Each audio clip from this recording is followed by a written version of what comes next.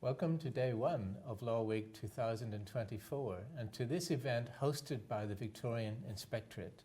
My name is Eamonn Moran and I am the Inspector at the Victorian Inspectorate. Before beginning, I have a short housekeeping announcement to make. You can turn on closed captions by clicking on the CC closed caption button in the meeting controls. If you would like to submit a question, please use the QA function in Zoom.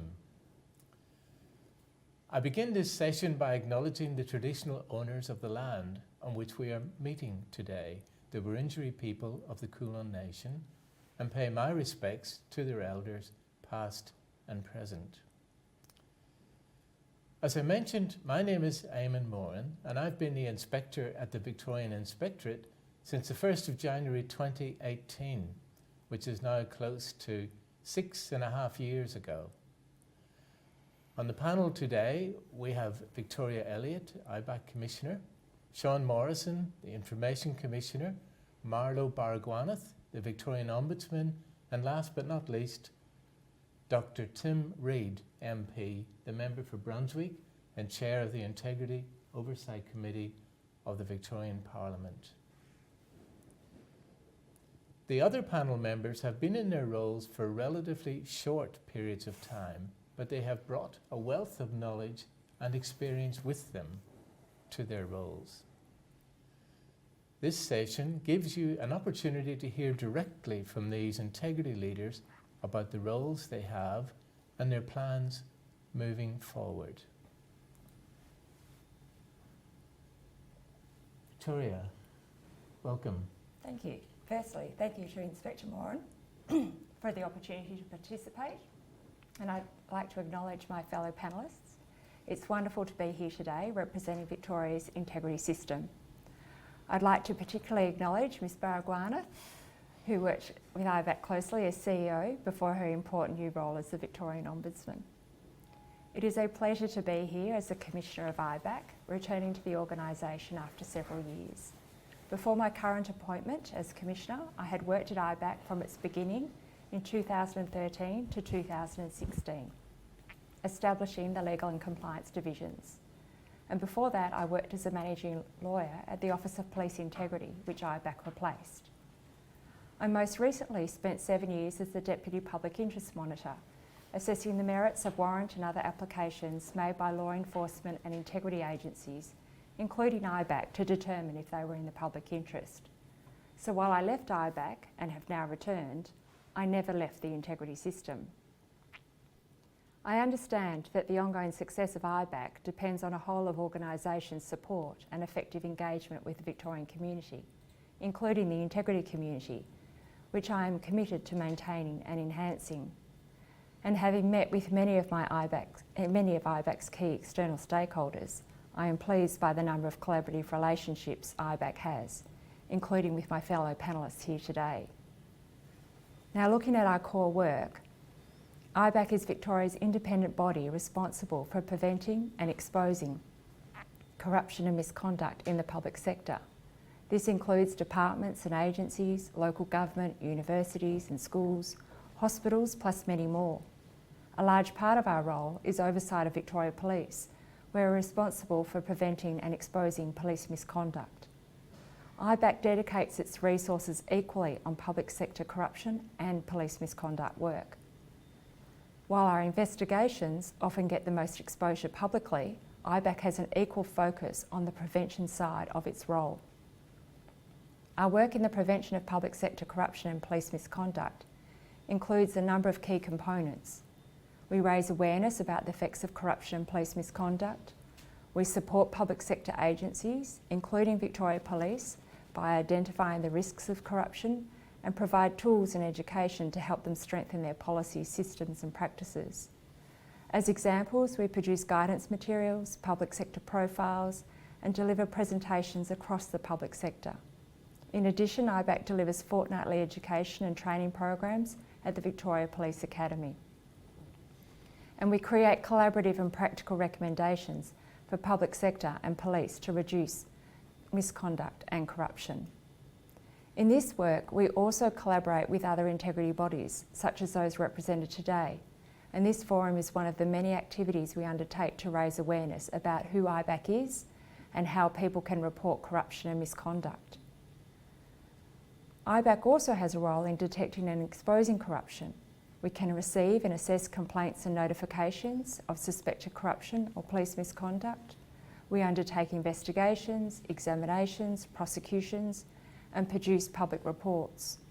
We research, analyse data, look for trends and emerging risks, and engage with stakeholders to understand corruption and misconduct. This informs our assessments, our investigations, and our prevention efforts.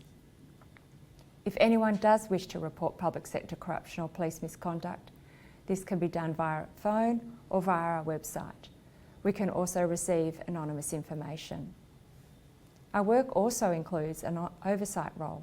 This includes reviewing the implementation of recommendations we have made in either our public reports or private reports direct to agencies. It involves reviewing the investigations undertaken of complaints we have referred to the public sector or Victoria Police. We actively monitor priority internal police investigations into suspected police misconduct, and we oversight Victoria Police's compliance under a range of relevant legislation, including firearm orders, sex offenders registry, witness protection and others. Now looking at our IBAC plan for 2021 to 2025, I wanted to take this opportunity to acknowledge the work Ms Baragwana did in her capacity as IBAC CEO in the development of this plan. It sets out our strategic direction and priorities for the 4 years and outlines our vision, which is a public sector and police that acts with integrity for all Victorians. We also create annual plans which identify our key areas of focus in each year. Our 2023-24 annual plan focused our attentions on a number of high-risk areas, including for police, excessive use of force, and police responses to family violence incidents. For the public sector, we focused on high-risk public sector agencies and improper influence. We are just about ready to release our 24-25 annual plan. I'm looking forward to ongoing collaborations in our core work and in forums like this to ensure we all get the best outcomes for the Victorian community. Thank you, and I'd now like to hand back to Inspector Moran. Thank you very much, Victoria. Now, Victoria has been in the role of IBAC Commissioner since December last year, so fairly recent in the role. Our next panel member is Sean Morrison, who's been appointed Information Commissioner in February 2024, so even more recent.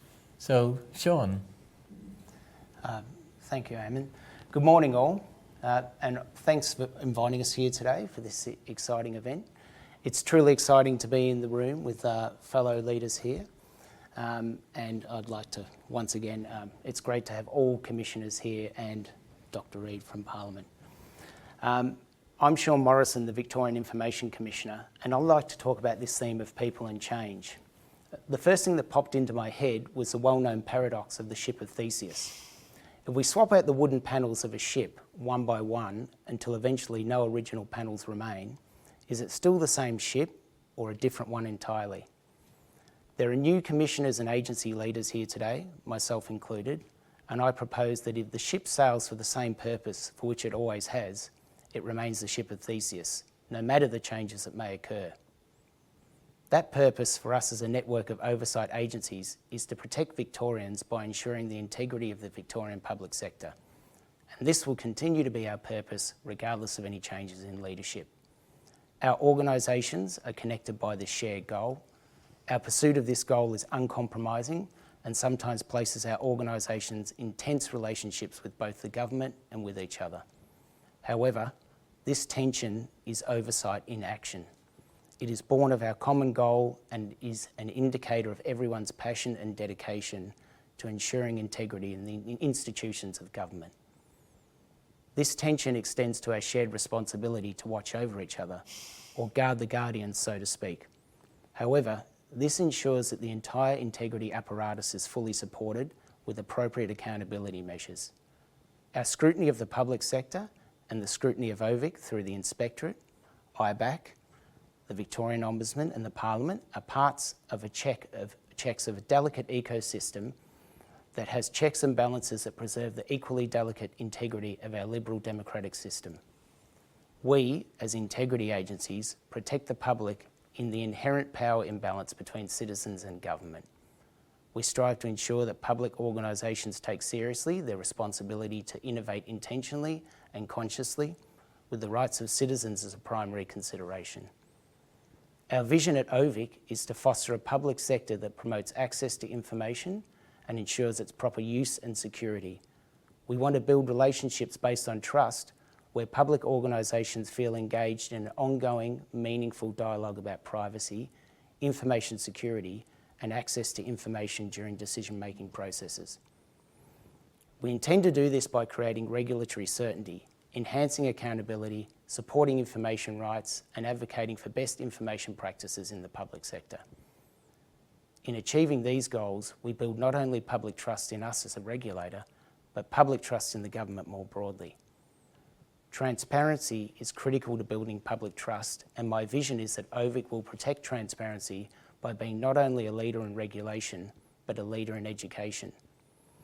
I see a large part of our responsibility to be helping people at all levels of the public sector understand their roles in cultivating safe information practices. In terms of change, an emerging issue when it comes to transparency is AI. Understanding that we are the humans behind the machine, the ghosts in the shell, by deciding how we use these tools is critical. Accountability does not lie with the tool, but with the person using it, and on-the-ground public servants, as users of AI applications, play a leadership role in protecting individuals' personal information. Large language models do not explain or enable individuals to ascertain how personal information is used, and in some cases, how new personal information about an individual is generated. Not only complex algorithms, but inherent biases and AI hallucinations mean decision-making processes in Gen AI are completely opaque. Therefore, Gen AI typically isn't the right tool for public sector agencies where personal information is involved. It's using a hammer to bash in a screw, or in the eternal words of Alanis Morissette, it's 10,000 spoons when all you need is a knife. It is our responsibility to use tools for the right purposes. Here we see the opportunities to build safe privacy and information cultures at all levels of an organisation. For public servants, these take the form of responsible and conscious use of technology with adequate consideration of privacy and access to information as fundamental human rights. But it doesn't only apply to new technologies. All decision-making processes must consider privacy, information security, and access to information to protect and promote public trust in their organisations. OVIC believes that culture must be built from both the top and bottom ends of an organisation, the result being a trustworthy and cohesive corporate identity. Building strong information and data awareness in our public organisations is essential to protecting citizens' personal information and fostering trust in government. One initiative we're currently running in this space is updating our AI guidance through open consultation. We're currently welcoming submissions on what will be most helpful for the on-the-ground public servants. This can be accessed through our website, and I encourage you to participate so that we, as a public sector collective, can manage this emerging technological challenge. It's been an honour to be here today and speak to you on the importance of integrity and to share with you our vision at OVIC. I'd like to thank you all for attending and encourage you to ask any questions you may have. Thank you very much, Sean. Our next speaker is the Marlo Bargwaneth, who has been Victorian Ombudsman since the 30th of March 2024, but of course no stranger to the integrity system, having, as Victoria said, been the IBAC CEO for a number of years. So over to you, Marlo. Thank you, Eamonn, and thanks, Victoria and Sean. Interesting to hear from you both as well. I'd also like to acknowledge that we're here today on the traditional lands of the Wurundjeri people of the Kulin Nation, and wherever our webinar viewers are dialing in from around Victoria, it is also Aboriginal land that has never been ceded. Now, I must admit, Eamonn, it does feel odd to be introduced as a new integrity leader, and personally I don't think any of us are that new to the integrity space, and the role of the Ombudsman as an institution has been around since at least 1809. That being said, as you say, I am the newly appointed Victorian Ombudsman, which I appreciate is a bit like being the latest reincarnation of Doctor Who. with a slightly longer shelf life than Doctor Who, I think. I'm glad to speak at this event for Law Week about my role, to offer some reflections on integrity and to share a bit about my vision for the future, all in my allotted time. So the state of Victoria has a long history of integrity bodies, and I'm privileged to now represent one of the longest standing, as we've had an Ombudsman in Victoria for over 50 years. However, as this panel clearly shows, my office is not the only one concerned with ensuring integrity in government, nor the oldest. That crown actually belongs to the Auditor-General, whose role has been around for as long as Victoria itself, since 1851. So it's fair to say that the Ombudsman is middle-aged, but undoubtedly old compared with IBAC and the Victorian Inspectorate, who are only just on the cusp of their bratty teenage years, I think. And I think that makes Sean and OVIC either a millennial or Gen Y with the 1980s FOI Act. Which would we prefer, Sean, millennial or Gen Y? Millennial. Okay, millennial. All right, there you go. So the role of the Ombudsman is also one of only 3 constitutionally independent offices of the Victorian Parliament, along with the Auditor-General and the Electoral Commissioner. 1 to ensure free and fair elections, 1 to audit the accounts and performance of the public sector, and 1 being the Ombudsman to investigate the administrative actions and decisions of the state. While the functions of the Ombudsman have ebbed and flowed over the years, the core role remains the same, which is to improve public administration and independently act on complaints about the actions and decisions of more than 1,000 public bodies, including state departments, local councils, statutory bodies like WorkSafe, and even private organisations that are performing public functions. We receive over 18,000 of what we call jurisdictional complaints each year. That is, matters that are in jurisdiction which we can deal with, ranging from simple complaints about poor communication or delayed responses, all the way to serious allegations of corrupt and improper conduct. Most matters that we deal with are dealt with informally and resolved pretty quickly. An approach we have introduced in the last couple of years is conciliation, where we conciliate between the individual and the agency. We focus this on matters where there will need to be an ongoing relationship between the agency and the individual, such as complaints about local councils or social services. It's important that relationships are rebuilt, given the ongoing nature of the interactions that will occur between that public sector body and the person. It's proven pretty effective to date, so it will remain an essential part of our practice into the future, which we will do more of if we can. As is the case with the Ombudsman offices the world over, the work of my office is actually highly discretionary, which is essential to be able to deal with the complexities that invariably arise whenever you deal with people. And after all, an Ombudsman's work is all about people, both the public and public service alike. So under the Ombudsman Act, the Ombudsman may make an inquiry to see if a matter may be informally resolved or should be investigated. Similarly, I may conduct an investigation. So broadly, we have discretion in how we handle all sorts of complaints, including complaints that involve human rights issues and whistleblower matters.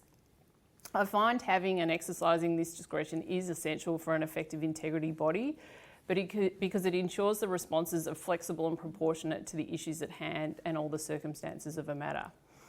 It does mean we can act judiciously and in the public interest to focus our efforts on matters where there may be a practical outcome or material improvement to be achieved. It also means we don't unnecessarily spend valuable public resources chasing every rabbit down every hole or re-investigating issues that have already been the subject of reports and recommendations. Across my career in the public sector and in integrity agencies, I've learnt that you cannot investigate your way out of maladministration or corruption. It really requires a sustained focus on prevention. While I'm still very much formulating my vision, I am currently nearly 2% of my way through my 10-year term, being day 52 out of 3,651 days.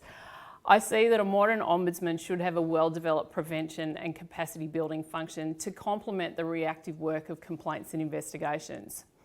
Subject to resources and the development of the Office's next strategic plan, which we'll be embarking on in the next financial year, I'd like to build on our prevention activities in 2 ways. First, and this may sound a little bit strange, I'd like to do more to help the public make better complaints. Not necessarily to the Ombudsman in the first instance, but to the agency they are dealing with. I think guidance around the information that is needed so an organisation can expeditiously and effectively deal with a complaint would go a long way to ensuring the wheels of complaints handling turn more quickly. This in turn, if the complaints do reach my office, would assist our officers to quickly get to grips with the complaint and assist in resolving it as expeditiously as possible. Second, I want to build our work with the public sector to enable all departments and agencies to respond more effectively to complaints. For me, there is something very compelling about capacity building as a means of driving improvement and promoting fairness. As one example, we're currently working on a new good practice guide for complaint handling, and we offer other training on dealing with complex behaviours, managing conflicts of interest and good decision making. But another function which is relatively new, but which I'd like to do more of, is proactive reviews of authorities' complaint handling practices and procedures. We've done several of these over the last couple of years across a range of agencies and have provided feedback to them. It's still early days, and I'd like to assess the effectiveness of our feedback on improving the agency's performance in complaints handling both before and after these reviews. I would also genuinely welcome approaches from secretaries, ministers and even Parliament to say, we think there's a real public interest issue here. Could you investigate and help develop solutions? The Ombudsman is, after all, a standing royal commission without the price tag. And finally, sitting here at my old stomping ground of IBAC, I'll say that I'd also like to continue the Ombudsman's office to continue the collaborative working relationship that we've built up with IBAC, particularly when it comes to that education and prevention functions that we share. So, thank you, Eamonn. Thank you very much. Thank you, Marlo. So now for me to talk about the Victorian Inspectorate. The Victorian Inspectorate is a small organisation. We have less than 30 staff, but we have a range of important work to do. We have oversight responsibilities in relation to 14 agencies, including IBAC, the Victorian Ombudsman, and the Office of the Victorian Information Commissioner, who are represented here today. Dr. Reid's committee, in turn, has the function of monitoring and reviewing how we perform our duties and functions, other than those in respect of the Auditor General's Office, as well as how the other 3 agencies here today perform their duties and functions. Each of the agencies we work with play a role within Victoria's integrity system. The fact that there are so many of them gives us a unique system-wide perspective. The common factor between all these agencies is that they are entrusted with intrusive and coercive powers to enable them to perform their important functions. It is a key task of the Victorian Inspectorate to work with these agencies to ensure that they comply with the law when using powers of this kind. How do we do that? For a start, the agencies which can use really significant powers, such as the power to issue witness summonses, examine witnesses, or compel witnesses to keep certain information confidential, are required to notify us of their use. We review those notifications and raise issues as required. In most cases, we can receive complaints about the use of these powers. We can conduct monitoring projects. We can conduct investigations. We can inspect records to assess compliance with legislation governing the use of telecommunication interception, surveillance devices, etc. In short, we have a range of powers available to us to review compliance. Ensuring compliance with the law when using intrusive and coercive powers is an important part of the work we do, but so also is keeping the community informed about their rights. We're lucky to live in a society governed by the rule of law. Each of us has rights protected by law. It is very much in your interest to know about those rights so that you can call it out when your rights are affected by a powerful agency. The Victorian Inspectorate sees it as an important function to inform you of your rights in the face of an integrity agency using the kind of powers I have been referring to. How do we do that? We strive to make our website as informative as possible, including explanatory videos. We post material to social media. We engage in educational activities such as this Law Week event. And where a matter that we have reviewed or investigated merits public exposure, we can table a report in Parliament which is then publicly available. Indeed, we regularly cause reports of our inspection activities to be tabled in Parliament. I invite you to visit our website and learn more about the work of the Victorian Inspectorate, about what we do to add value to the integrity system in Victoria. Given the oversight role we play, we seek to operate as an exemplar agency, relying on robust internal processes, acting in accordance with established procedures and guidelines, and importantly, explaining our decisions.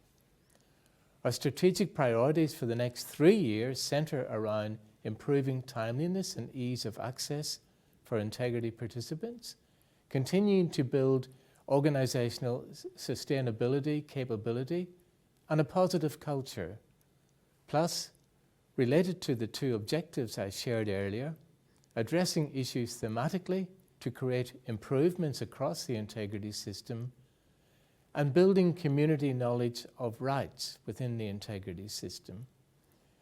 Working together with agencies such as IBAC and the Victorian Ombudsman and the Office of the Victorian Information Commissioner, we can build an improved integrity system to the advantage of all Victorians. So our final panel member is Dr. Tim Reid, who's been chair of the Integrity and Oversight Committee of the Victorian Parliament since the 23rd of March 2023. Dr. Reid is also the member for Brunswick. Welcome, Dr. Reid. Thank you very much, Eamonn. And I'll also start by acknowledging the traditional owners, the Wurundjeri people, and offering my respects to their elders, and thank the Inspector very much for organising this event.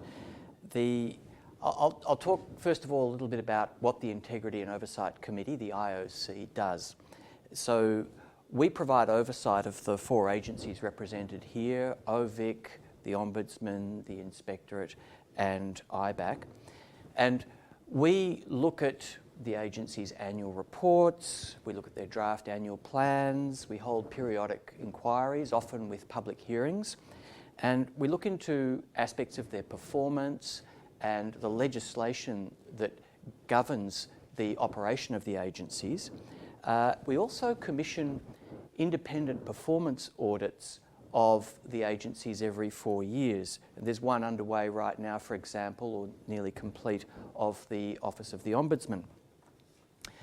And then we report to Parliament, and particularly we report and make recommendations around any necessary changes to the environment in which the agencies operate, particularly their legislation. In addition to that, we receive complaints, and complainants that reach our committee have typically already complained to more than one of these agencies. So we deal with some fairly experienced complainants, and they often expect us to rewrite everything, but really our role by the time a complaint gets to us is to look for any evidence of systemic problems in the way the agencies are operating, or to look for themes across multiple complaints, things like delays, which were a common problem during the peak of the COVID epidemic. So complainants expect us to relitigate the complaints quite often, but our committee is prohibited from reconsidering any decisions, findings, or recommendations. We have a couple of other roles. This is not an exhaustive list, but one of which, curiously, is that we have a veto role on the appointment of the candidate chosen by the Attorney General for the Inspector's role and for the IBAC Commissioner, but not for the other 2. I still haven't quite figured out why that is. So who's on the Integrity and Oversight Committee apart from myself? So at the moment there are 8 members of Parliament, I think 5 from the Legislative Assembly and 3 from the Upper House or Legislative Council. And that essentially means that the IOC is a bunch of part-timers. MPs are busy responding to the demands of their electorate, their political parties, what's going on in Parliament, whatever leadership coup happens to be happening this week. And so then, in whatever time's left, we might do some work on the committee. It's essentially, therefore, a bunch of jacks of all trades, masters of none, who are providing oversight of this group of highly specialised professionals. So it's a bit like the jury directing the judge. Just to give you an example of some of the work we do, our recent review of the performance of the integrity agencies has made a whole lot of recommendations, and I'll just single out a couple. So we recommended that OVIC get more funding for certain purposes, and particularly that OVIC be given an additional power to stipulate that a minister or agency must make a decision on an outstanding FOI request by a certain time. In other words, to set a deadline for them. Now, I can't make any, and in fact, it's one of the rules of parliamentary committees is that MPs are not allowed to make any public comment about the internal deliberations or workings of the committee. So our outgoing communications have to be approved by the whole committee or published in our reports. But I will make some personal observations about Victoria's legislative environment, or ecosystem, as I think Sean called it. We've had some good metaphors today. So during our public hearings earlier this year, we heard that Victoria and South Australia are the only jurisdictions that are unable to investigate corruption that falls short of being an actual crime. Even our National Anti-Corruption Commission can do that. They can investigate what's often called soft or grey corruption. And just as an example, the behaviour that, courtesy of the New South Wales ICAC, ended Gladys Berejiklian's career might be something that Victoria's IBAC would have difficulty justifying investigating. And commentators have often described Victoria as being a laggard in the integrity world, and it's certainly true that many recommendations of integrity agencies and from parliamentary inquiries have not been implemented in Victoria. There are some recent bright spots. We've had the publication of ministerial diaries since December, so we can see which corporations or lobbyists are meeting with ministers. I think that's very important. We'll soon have two, not one, but two parliamentary integrity commissioners overseeing the behaviour of MPs, and we've had a probably long overdue inquiry into Victoria's FOI system and legislation, and that's still underway, which my committee is conducting. And finally, our committee is chaired currently by a non-government MP, so I'm with the Greens, and that's at least for the time being. So looking forward, what sorts of changes might Victoria think about? Well, one would be to think about legislating the idea of non-government MPs chairing committees that are holding the government to account. Another example of such a committee might be the Public Accounts and Estimates Committee. And you can see, if you watch any of their hearings, which are underway right now in fact, you can see why that might be important. The other would be to create further independence around the funding of integrity bodies, and finally to strengthen the rules around lobbying and lobbyists above and beyond a voluntary code of conduct. The point, I think, really is that we shouldn't think of our integrity environment as fixed or static. We should think of it as something that should always be improved, both in terms of the legislation and in the culture of the people who depend on it. Thanks, Eamonn. Thank you very much. Thank you, Dr. Reid. So it's now time for our question and answer session. As mentioned at the start, you can send questions in by touching the Q&A button on your device. So we have some questions that have been coming in. I think perhaps this first one looks like Victoria. It's a question for you. What role does prevention play in building integrity, and what strategies can assist in preventing corruption and misconduct? Well, prevention is fundamental to ensuring integrity.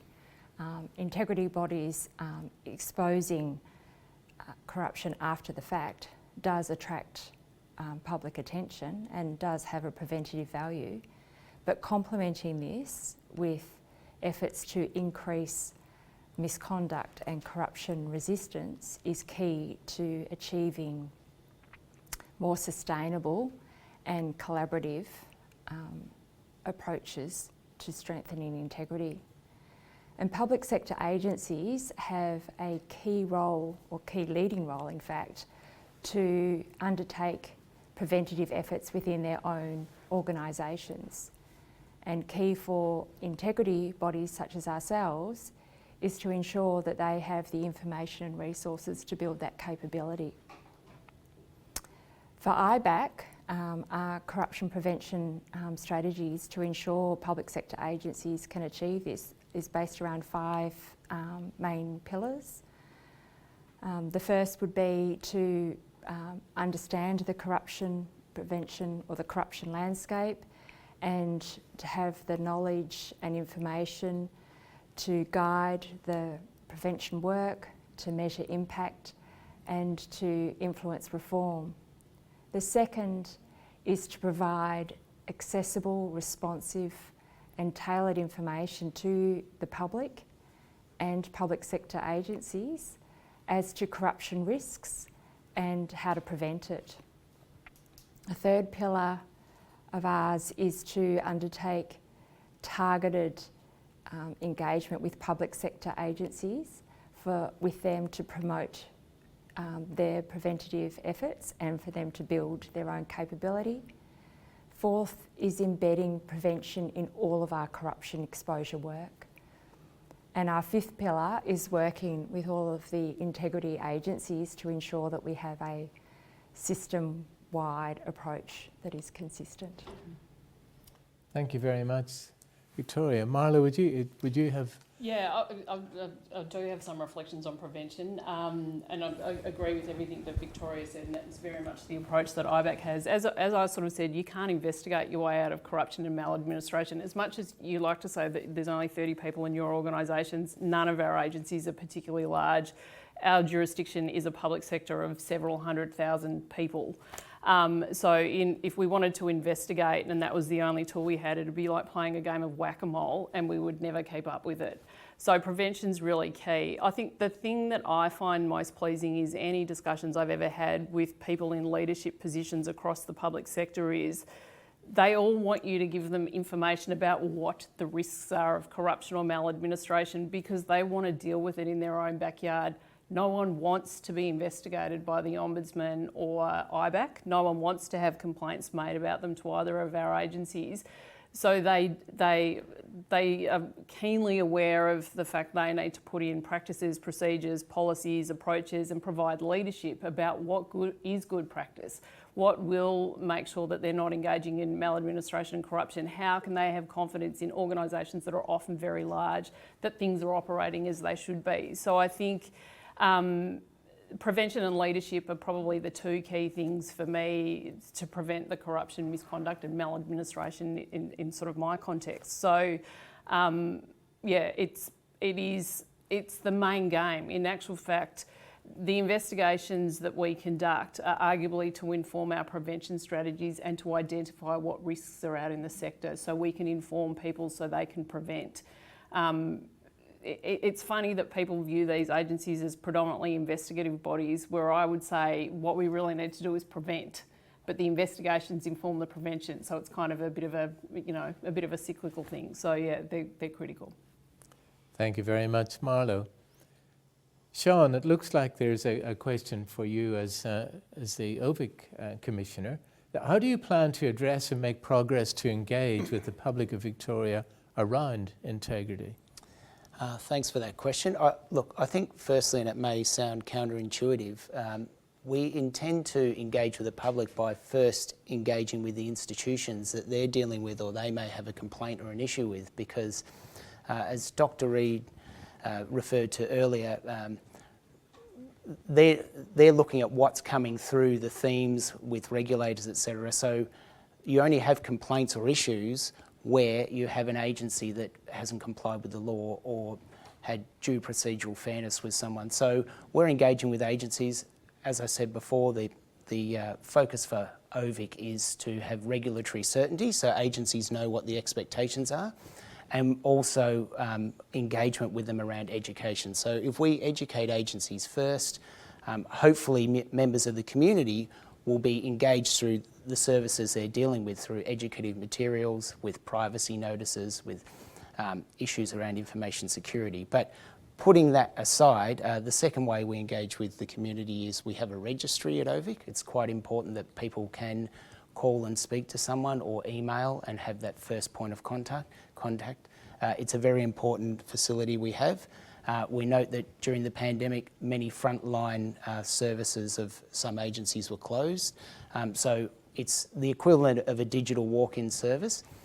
The other way we engage with the public is through events like this and through our collaboration with academic institutions. So we partnered with the Centre for Excellence on Assisted Decision Making, and you can see that published online. We also have a culture study of FOI coming up and an event around that. But our website is the predominant place where you'll find all of the materials. So we've issued guidance on FOI, we've issued guidance on around how to make a privacy complaint, and there's also guidance on there around information security and data breaches. So it's that dual effect of engaging with the agencies who are the first point of contact and then having some wraparound services for the public. Thank you very much, Sean. Now, there are many integrity agencies in Victoria, as clear from what we've been talking about this morning, and I think the chart that I showed are the ones that we're involved with. And so there's a question, maybe we could start with you, Dr. Reid, which is, how can members of the community best make use of the different integrity bodies? Well, I think the first thing is that most members of the community are barely aware of their existence, and probably most people have heard of either the Ombudsman or IBAC perhaps, but that's about it. So I think the first thing is to actually use them. So I'd encourage people to consider whether making a complaint is a good idea. But the second thing is to not necessarily expect that the integrity agency is going to agree with you. I think that a lot of complaints, by the time they get to us, we look at them and we think, perhaps this person could have taken a hint. They've complained initially to the complaints person at the agency they're complaining about, and then they've gone to maybe the Ombudsman, and then maybe there was some FOI involved and they went to OVIC, and it wound up through the Inspectorate, and it's finally come to us and no one's agreed with them. Sometimes it just could be that if no one else is agreeing with you, that your complaint doesn't have enough merit to justify further action. But if it does, somewhere up the food chain, someone may well pick it up. And even if, because a lot of things can't be fixed by a complaint. You know, you didn't make it far enough up the waiting list to get the thing you were hoping to get. But if enough complaints arise on a particular issue, that sends a flag to perhaps the Ombudsman or perhaps to someone else that there's a problem. So even a complaint where you didn't win is not a wasted complaint. Thank you very much. Victoria, do you have a take on that question? Yeah, I do. I agree that community engagement is, or community involvement is essential to safeguarding integrity, and it's right that a lot of people don't know where they can go in relation to that, or what agencies are available to them. But IBAC couldn't do its job without community engagement, and in particular with the information that does come through in relation to suspected misconduct or corruption. And if their complaint doesn't eventuate in the way they hoped, we are still gathering information, as you say. What is important is for agencies like IBAC does and the Ombudsman of OVIC is to have information on their, particularly on their websites, that actually details what we do, how we do it, how you can engage and how you can make a complaint. So individual people actually have a clear expectation of what to expect when they engage with each individual agency. The other thing I'd like to stress is that IBAC, like all the other integrity agencies, we're focused on community engagement, but we're also focused, IBAC is, on building public trust in our role, and particularly in building public trust with communities that may be at higher risk of experiencing corruption and misconduct. So all in all, I'm saying as integrity leaders, we do want the community to engage with us. Thank you very much. Marlo, a question for you, which is, it's perception that people are reluctant to adopt transparency and accountability, so it gets to the question of how do you sell integrity to people? Thanks for that extremely loaded question, Eamonn. I think this is an interesting one, because if you ever speak to people, I think it's like arguing against motherhood. I don't think many people say transparency and accountability is a bad thing. I think realistically, it's where is the line drawn on what is transparent and what is accountable. The public sector, there is a lot of work that goes on that, for very good reason, needs to be done behind closed doors. There's a degree of confidentiality or personal information or issues involved, so it's not appropriate that be done in the public domain necessarily. So yeah, I think the question for me, it's not so much that people will ever say that they're reluctant to see more transparency and accountability. It's where's the line drawn, how does it work in practice, and all of those sorts of things. It was pleasing to note the recommendations that came from IBAC's Operation Watts and Daintree about publication of ministerial diaries. There were some articles that ran in the paper today because the first quarter's been published, I think, just recently. So that was really pleasing to see. And so I think the role for these agencies and how we sell people on integrity is through some of the investigative work and the recommendations that we make where we've identified risks or we've identified something where we think there should be more transparency that will help with accountability and will help with informing the public about issues. So I think the issue for me, though, is for our agencies, our recommendations are just that. They are recommendations. It is then over to the government to consider those recommendations and for the public to get involved in debating those recommendations and where those lines should be drawn. I think, was it Cathy McGowan that basically said democracy is not a spectator sport? So my encouragement to the public is to engage with these debates. If there is something where you think an agency such as ours or IBAC or OVIC has made a particular recommendation that you don't think is sort of getting the impetus that it needs, that's the sort of time you should be picking up the phone to your local MP or writing a letter or standing for Parliament if it's an issue that you care deeply enough about. So I think, to my mind, no one will say that transparency or accountability is bad. It's just where the lines get drawn and where it ends up. So it's easy for us to make recommendations through the work that we see through our investigations. It's just then what the public appetite is in terms of where those lines on transparency and accountability are drawn. Thank you very much, Marlo. So Sean, I think in your introduction you talked about FOI and you talked about AI and the impact that it's going to have with our information. But could you just tell us your top 3 priorities for the next 3 years? Thanks, Eamonn. The top 3 priorities, I'll put Richmond's wish list of getting a top draft pick and everyone off the injury list, and I'll deal with the real priorities. And that would be, the first one is working with our stakeholders, so that is the public sector, to really educate them and get them across our expectations. It's quite important that, because we're a small regulator, that we have proper practice through the public sector.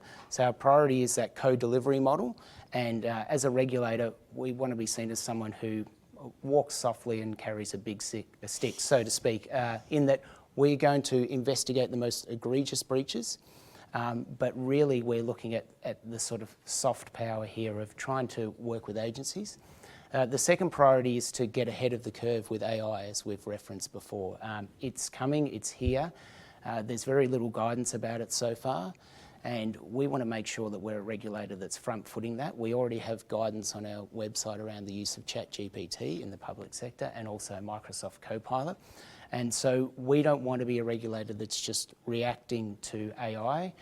And we also don't want to be seen as Luddites. We know that there will be some reasonable use cases, so we want to make sure we're co-partnering on that. And then the third priority for us is around information security. So we're seeing every day it's data breach du jour of which data breach it is, and I've been subject to the holy trinity of recent data breaches. I won't name them, but I think you can guess what they are. So it's working on with public sector organisations. Again, with this co-delivery model, we have experts in-house to setting the expectations and a risk-based model. So, and also, if you do have a data breach, hopefully you don't, that you've had the proper retention and disposal authorisations and you've treated information correctly, only collected what you reasonably need, etc., so that at least the exposure of the breach is mitigated.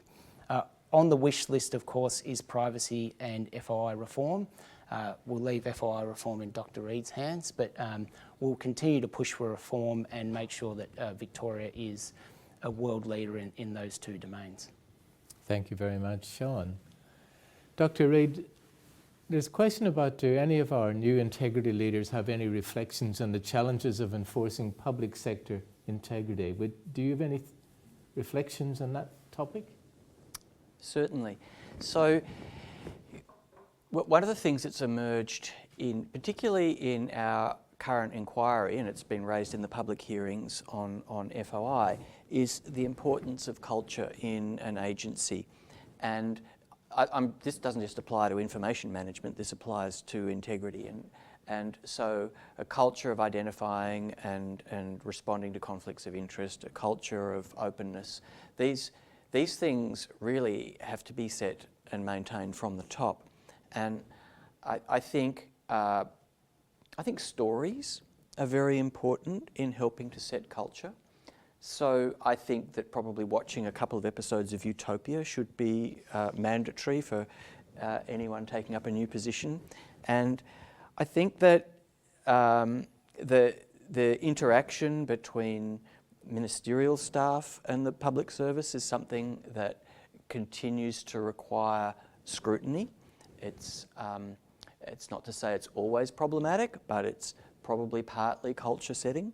And I also think, I want to go back to my comment about stories and almost differ slightly from Marlo's suggestion that you can't investigate your way out of corruption, which I'm sure is true, but to say that don't underestimate the importance of public investigations in putting stories in the public mind.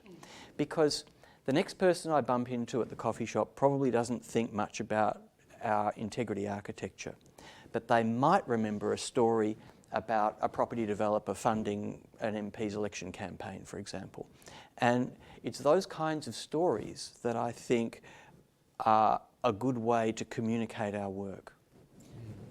And Dr. Reid, I wholeheartedly agree, because the prevention work is very much informed by the investigations and the risks that we identify, and it does help reinforce in the public mind, oh, best not take that brown paper bag from someone. So I don't disagree that the investigations are very important. It's just in a world of limited resources, which we need to sort of do both, and the prevention is the easiest way to spread the message, but the investigations being at the heart of that prevention message. Yeah. But I guess just following on for that, obviously our investigations can identify corrupt conduct, they can identify corruption risks, and then we can use that information to work together with our counterparts and learn from each other to come up with workable recommendations. And then, as your point earlier, then it's up to the government as to whether they want to implement, how they're going to implement them, or the public to get engaged. But we can build on that corruption risk information that we get from those investigations to inform our recommendations, and then it's up to government how they implement them, but it's also the public to get engaged in that debate. Yes. Yeah. Yes, if I may, just to emphasise, things are not just up to government. No, it's the public as well. Yeah. And that's why we, as I said before, IBAC and us, we can't do our work without community engagement. There's one other jigsaw piece here which we should mention, which is the news media. I think they play an important role. Our work is largely invisible without them, and so it's important that we think about the structure of the news media and how we can work with them where that's legitimate.